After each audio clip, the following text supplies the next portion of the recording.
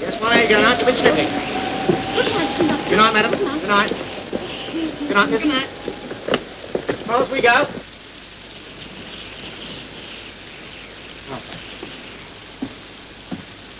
How do I stand for catching another bus up north? You won't get no bus tonight. Well, there must be one somewhere. I'll tell you there ain't. Right, what's the hurry? Well, I got my mother ill and I better get up there, see? Well, I'm sorry, chum, but you're out of luck. Here, wait a minute. To get up the Great North Road, you might come a lift on my lorry. Oh, car. I say, there's a transport cap a couple of miles from here. Try that. Okay, pal. Thanks. Good night. We're not expecting visitors, are we? No, sir. You don't think... Now, how many times have I told you not to meet trouble halfway? I know, sir, but this has come all the way to meet us. Oh, it's probably somebody selling something. Go and see who it is. Very good, sir.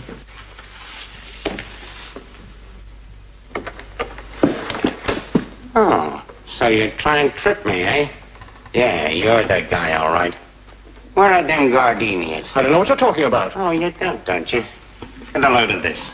You know what that is? Who is this gentleman, Joseph? You can skip the cracks. I really don't know, sir. I think the gentleman wants some gardenias. Gardenia's nothing. I'm looking for a briefcase. Are you sure? I shall be all right. Go to it. Phil, if this comes off, I've worked out the most sensational bill matter you've ever seen. The public will start paying before the posters are out. Let's see if it does work first. You ink slingers make me sick. You don't give a damn if that kid crashes so long as it's news. Well, I like that. I'm a publicity man. You're a pain in the neck. Here. I'll chin you as soon as look at you, you pompous, pot-bellied polony. Oh, no, you won't. If anybody chins him, it'll be me. Thanks. Now, look here. Cut it out. You fixed? Just on, Governor. You also... You went to the competitions. I'll bet you that... Good evening, sir. What will it be, bidder? Thank you, sir. Have a sandwich, Right, sir. What's the Sergeant Major going to bet on? Number 10 platoon, sir. Used to be his. No, we don't mind taking his money, do we? I should hope not, sir. My old battalion are all territorial, so I haven't had much experience with these men just called up. Do they usually make complaints? Lloyd, sir? Yes. Well, all soldiers like a bit of a grumble, don't they, sir? After all, it's not very funny to have to run when you feel like walking, or to stand up when you feel you could do with a sit down, or to have someone shouting at you when you're doing your best. No, I think it does a man good let off steam a bit, sir. Yes, if that's all it is. Well, they're new, sir, but there's some good men there. Lloyd, for one. He hasn't got the hang of things yet, but he's got the knack of handling men all right. He's a bit of a nuisance at the moment, but later on he'll make an NCO. Now, Luke... Got him onto that again, have you, sir?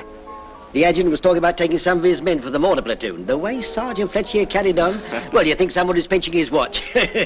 Even said that professor bloke, Davenport, said he had the makings of a soldier. Ah, there's nothing much wrong with Davenport. Another few weeks in the army won't put right, Sergeant Major. Stainer? Yes, what about him? Well, the same with him, sir. He was a bit of a mess when he first came in, but he'll shake down with the rest in time. We haven't got a dud there, sir. See what I mean, sir? Optimistic.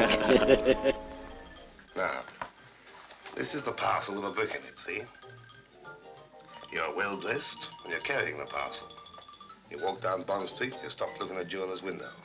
Catch an eye waiting with a car. And it's 1, smash, 2, grab, and 3 away. Can't go wrong. We won't let you down, whatever happens. Celia? Remember, you're the star. Yeah. I'm the star.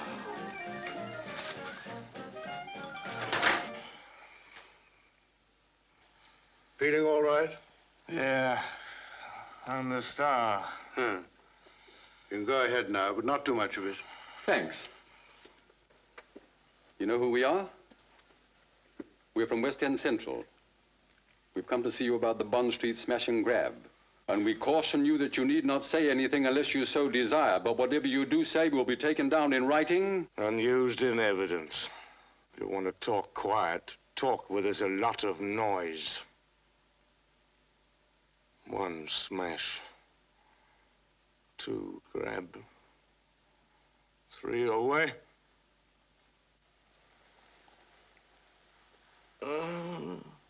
My hands. My hands! It's Fred. You bet it is. This'll be as good as a dose of salts to Pinky. You won't show him that, will you? What do you think? Now, be careful, Della. You know what Pinky is. Pinky loved Clyde, and Clyde trusted Fred. And if Fred hadn't written that paragraph about the slot machines, Clyde would have been alive now. But you know these newspaper blokes, it's their job to write things. Here, listen, Della. Let's carve Fred up a bit, and then we'll tell Pinky afterwards. Ah, turn it up, Spicer. Dangerous kite wanted him. I think he's the leader of this mob now.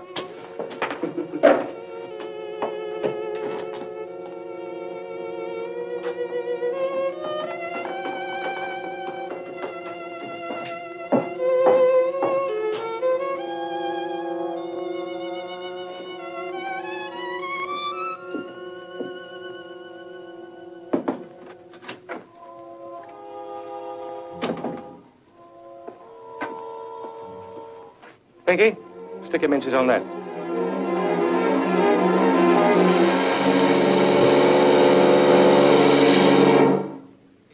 Mr. Fancy, he's hurted. In the left wing.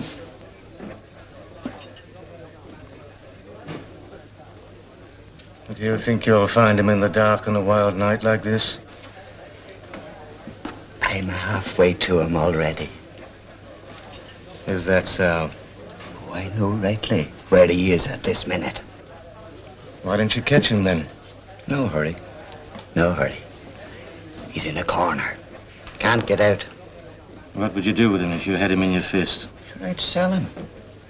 He's a prized creature. Wounded or sound. Suppose now, just suppose like, you didn't find him at all. What would you do then? I'd go to the police, Mr. Fancy. Hello, Inspector. How nice of you to bring your hunt through our house. The hunt goes where the fox goes. Am I right? They do not, as a rule, run about in my bedroom. This is a different kind of fox. You know, sir, it's my opinion he'd stick to the open. That's psychology. Wasn't it psychology that, killed the cat?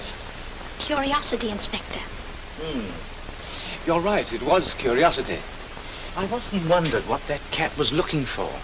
Would you know, Miss Dora? The only cats I know about, Inspector, are a different kind. But that is mud on my floor, isn't it? Offhand, I would say yes.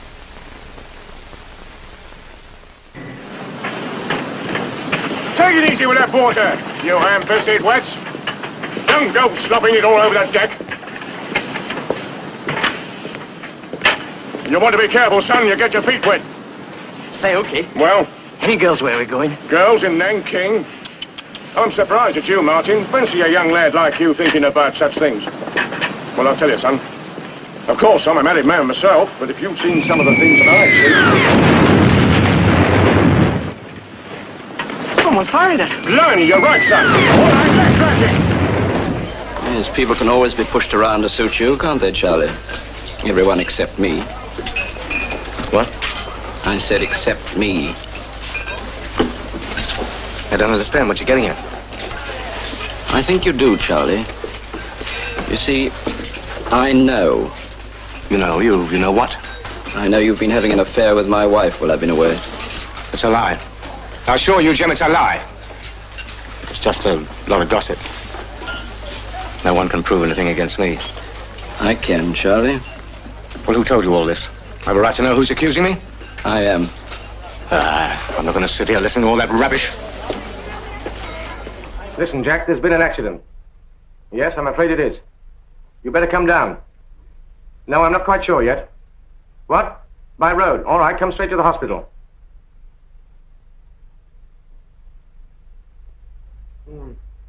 Now then, what about these lights?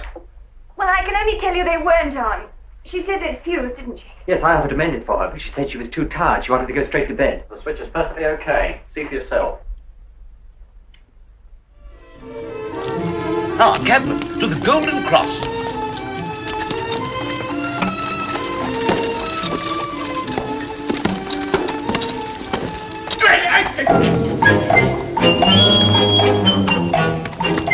How old is that horse, Cabman? 42. 42, extraordinary. I really must make a note of that for our next meeting of the club. But does he never suffer from fatigue? Only when we take him out of the cab. Then he always falls down. But when he's in it, we bear him up with it tight and take him in with his go. And we got a pair of large prize wheels on, so that when he moves, they're an art to him. He has to keep up, he can't help it. Bless my soul.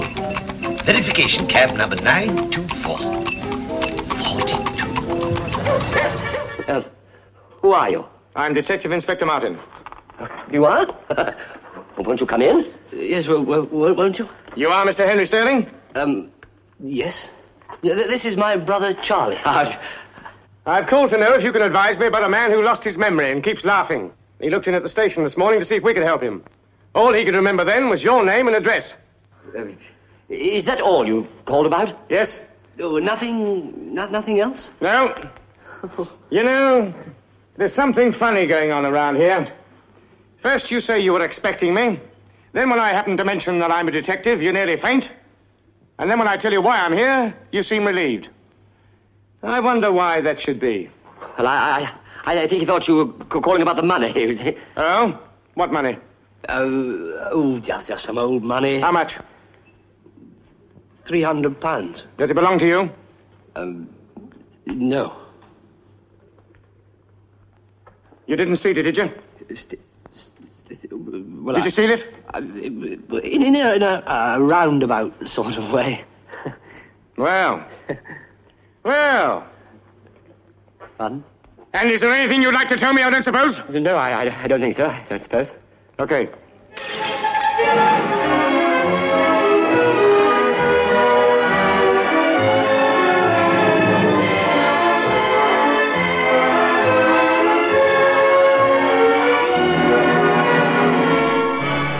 Now listen to me, son. You're in the army now. And you've got to put your name down on sick report. So you have to report sick, see? You can't go changing your mind in the army. Now answer me a question. I'm not human, am I? No, Sergeant. Yes, Sergeant. You'd be surprised to learn that I've got a wife and kid, wouldn't you? Yes, Sergeant. No, Sergeant. Well, I have, see? And if my boy was old enough to be where you are now, I hope he'd get the same treatment. And for why? Because it's my job to turn a bunch of soft, sloppy civilians into tough, well-trained fighting soldiers who do as they're told and don't ask questions. And another thing, you're going to be an officer, aren't you? That means you've got twice as much to learn. Okay? Yes, Sergeant. Right, hop it. Possibly. You had 5 years last time. It might pay you to cooperate. How can I if I don't know anything? Know anybody called Huberman? Huberman? Sorry.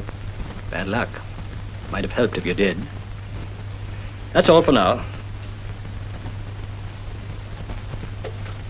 Tracy. Think it over. Look, why don't you lock me up and have done with it? You know why.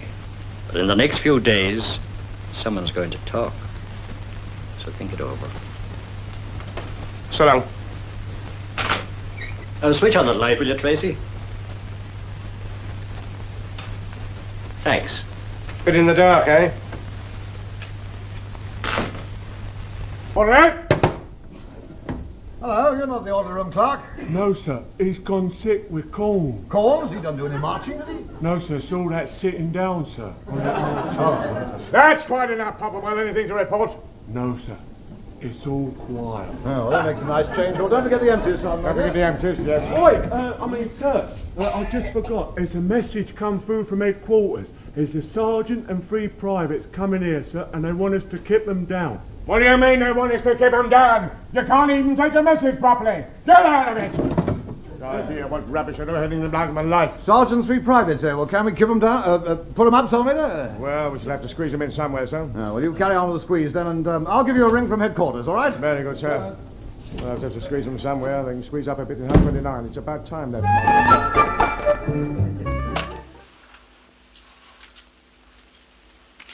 I want fast drivers. 50 miles an hour touch, right round the clock. What kind of roads? Bad roads, wet or fine. What about the speed limit? That's up to you. If you're caught, you pay your own fine. So if you don't think you can handle 10 tons at that speed, just say so. What's the money? We work a bonus system here. You get 7 shillings a load plus 4 shillings an hour. Over what distances? 10 miles each way. 12 loads a day minimum. Anything under, you're fired. It's a pretty rough pace, isn't it? We've got one man that does 18 runs a day. Well, what about breakdowns? You maintain your own lorry at night. If you have a breakdown, it's your fault. And, we'd like you to keep your vehicle clean. There's a bonus each week for the best-looking truck. If you've got one left. You don't like the idea? I like the money. An itchy palm doesn't make a good driver. Needs guts, confidence. You don't inspire me.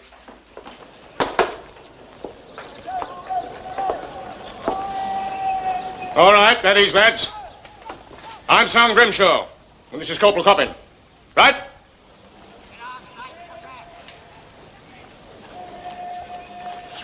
Now, I'm a quiet, reasonable, humane man. I know. My mother told me. Oh, yes, I had a mother and a father, even though I'm a sergeant. And there's only one thing that rubs me up the wrong way, and that's a man that doesn't pull his weight in my platoon. In that respect, I'm a veritable Jekyll and Hyde. But somehow, looking around me, I don't think that nasty side of my character is going to rouse itself this time. I judge a body of men on sight.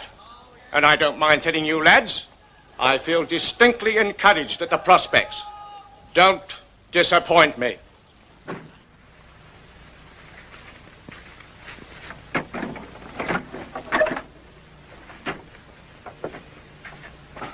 How goes it, Jeff? Oh, rough.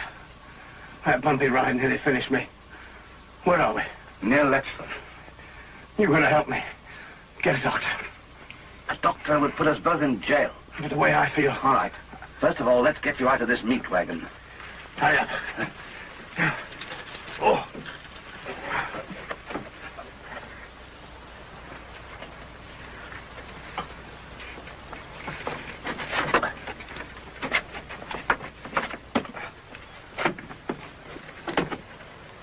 Take it easy. Round here.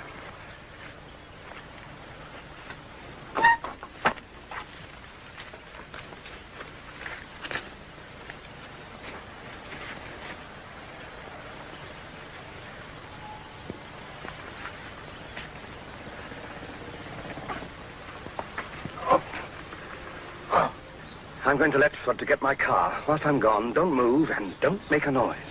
Well, get a move on, will you? I'll hurry. Bingham, you're not running out of me, are you? While you're alive, you can still talk. So I'm staying with you. While you're alive.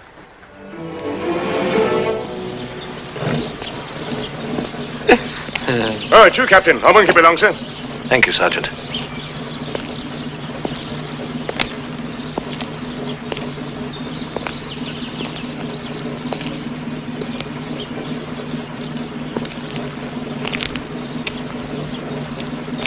Anything wrong with Ernie? Had the night off. I is a kite. So was I. We'll be missing the first race at this rate, Captain. Would you mind, Sergeant? We're in rather a hurry. I quite understand, sir. All right, get Captain Fleming through.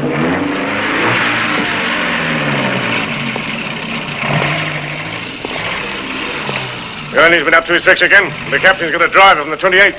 28th? That's funny. What's so funny about it? Well, the old lot pulled out last month. India. Must have left one bloke behind.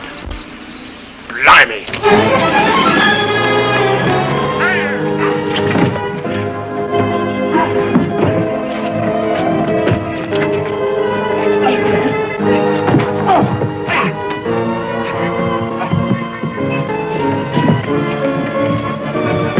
Stop that man. Stop it! Bill, he'll kill us. Now get back against the wall, both of you. Put your hands on your head. You too. That's it.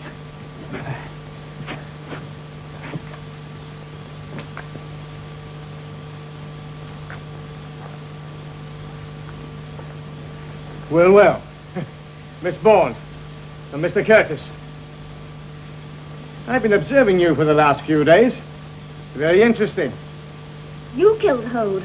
With £50,000 at stake, he got in the way, like you. Who are you?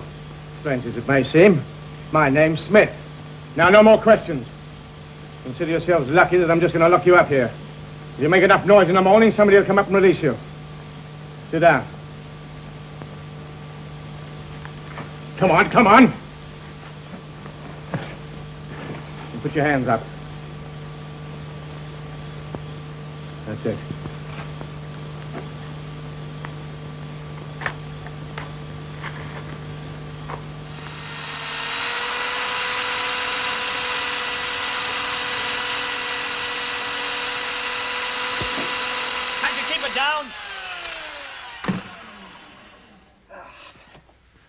It's all right. The servants are on the top floor. There's nobody else in the house except the girl. No time for that now. It's 4:30. Perhaps you'd like to try, my boy. Oh, get it out. Get on with it. A moment. Yeah, all right, get to the point. What have I got to do for you? Ah, that's where you're wrong, Sammy. You haven't got to do anything for me. I'm going to do you a favor. Do me a favor? Do me a favor. That's lovely, sweetheart. Now have a go at that one. No, seriously, Sammy. I've got a boy, you should see. You tell me when you haven't got a boy, I should see. But this is a special boy. Boy named Perce Gibbons. He's got a sledgehammer for a left and a steam hammer for right. And a fiddler for a manager. That's lovely. Now leave that nice and long. I need it for scratching. Have a little drinky, sweetheart. I don't drink during business hours, Mr. Garrett. Oh, and by the way, forgive me not asking before, but how is Mrs. Gatt these days?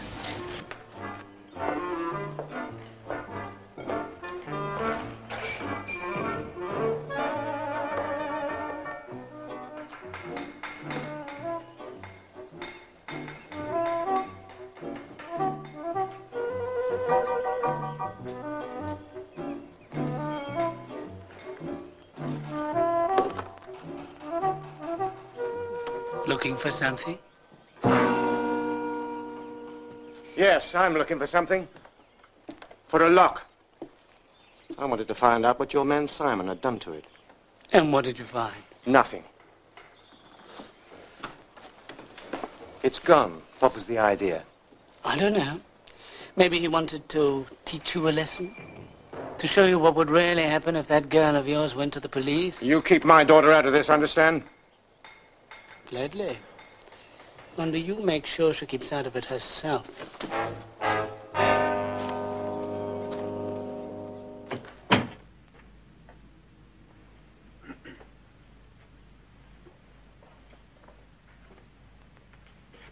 You put up quite a good show at the inquest. Yes, sir. Matthew's lawyer had quite a game with you, didn't he? Yes, sir. Why, Fraser?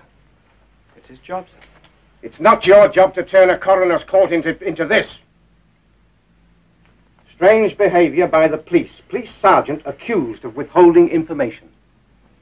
Are you withholding information? No, sir. Then why give everybody the impression that you are? I'm sorry, sir. Is that all, sir? No, it is not all. One other little point. You stood up in the dock and practically accused George Matthews of killing his wife.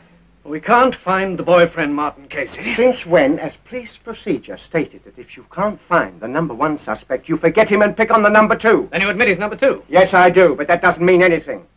You're the number 3. You're a good enough policeman to realize that, or you wouldn't be working for me.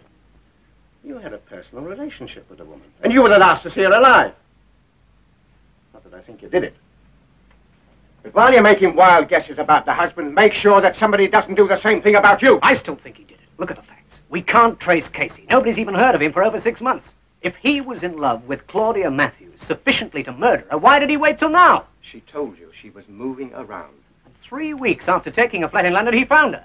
How would he do that unless he was aware of her movements? Your theory is that the husband posed as the boyfriend on the phone, then killed his wife. What's wrong with it? George Matthews was in Liverpool on the day of the murder. He made 4 business calls that afternoon. They've all been checked. What's the matter with you, Fraser? Were you in love with the woman? I'd only just met her. That doesn't answer my question. You have 2 weeks' leave due to you, haven't you? Yes, sir. Take them. I don't want to, sir. I'm not interested in what you want, Fraser. I'm interested in running a department. It is my opinion, in your present state of mind, you're more of a liability than an asset. Look, Fraser, you're a good policeman. What happened to you could happen to anyone. You meet a woman and right away there's something between you. I don't know what it is. Nobody does. But it exists. And this is what happened between you and Claudia Matthews. Perhaps if she'd lived, you might have worked something out between you. But you didn't. The only thing you can do now is to work it out of your system. Do I make myself clear?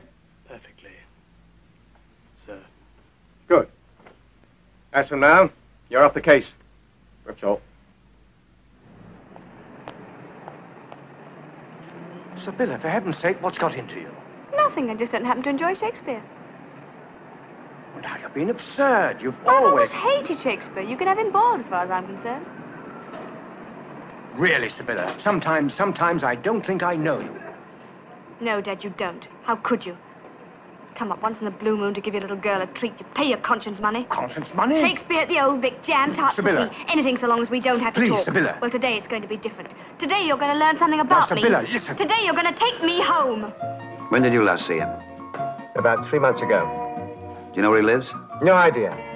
I believe he used to live somewhere over Highgate way, but that was 3 or 4 years ago. Well, how often does he come in? Not much. We never know when he is coming.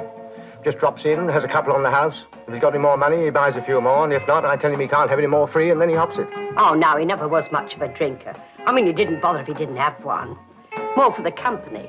Couldn't make friends easy.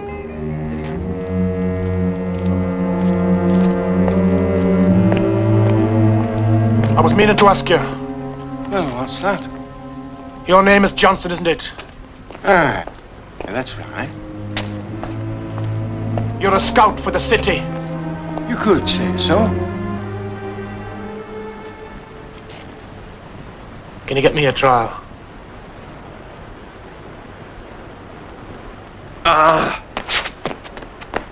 No, wait! Wait a minute, lad. So you still challenge me, young man? Well, just open the doors and prove your point. You're so narrow-minded, aren't you? Don't be so insular. Yes, it all started out as a mild curiosity in the junkyard. And now it's turned out to be quite a great spirited adventure, don't you think? One day, I shall come back. Yes, I shall come back. There are 2 things you can do. 1, sit there until you get your breath back, and 2, don't call me Doc. Now, do I make myself clear?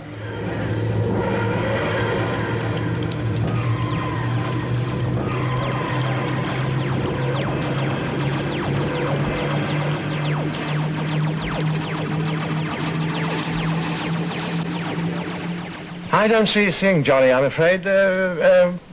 Let me guess. You want to leave the shop? Yeah, but, well... Well, if that's all you want, all right. You don't have to get yourself all worked up to tell me, you know? You mean... Well, it's your life.